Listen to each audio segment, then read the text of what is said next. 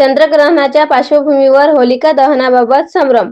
उद्या 2 मार्च रोजी होळी पौर्णिमा असून यंदा होलिका दहनाच्या तारखेवरून नागरिकांमध्ये संभ्रमाचे वातावरण निर्माण झाले आहे. 3 मार्च रोजी देशात चंद्रग्रहण दिसणार असल्याने होलिका दहन नेमके 2 तारखेला करावे की 3 तारखेला याबाबत चर्चा सुरू आहे. धार्मिक जाणकारांच्या मते पंचांगानुसार होलिका दहन 2 मार्च रोजीच करण्याचे संकेत आहे. त्यामुळे परंपरेनुसार आणि शुभ मुहूर्त लक्षात घेऊन 2 मार्च रोजी सायंकाळी होलिका दहन करण्याचे आवाहन करण्यात येत आहे. ग्रहण काळात कोणतेही शुभ कार्य टाळण्याची प्रथा असल्याने 3 मार्च ऐवजी 2 मार्चलाच होळी दहन करणे योग्य ठरेल असेही सांगितले जात आहे. दरम्यान होळी सणाच्या पार्श्वभूमीवर शहरातील बाजारपेठांमध्ये उत्साहाचे वातावरण दिसून येत आहे. ठिकठिकाणी होळी साहित्य विक्रीची दुकान सजली असून ग्राहकांची गर्दी वाढू लागली आहे. होळीसाठी लागणाऱ्या गाठी काही दुकानात 30 रुपये पाव तर काही ठिकाणी 40 रुपये पाव दराने विक्री उपलब्ध आहेत. याशिवाय विविध रंग, पिचकाऱ्या, मुखवटे तसेच इतर आकर्षक साहित्य बाजारात विक्रीस ठेवण्यात आले आहे.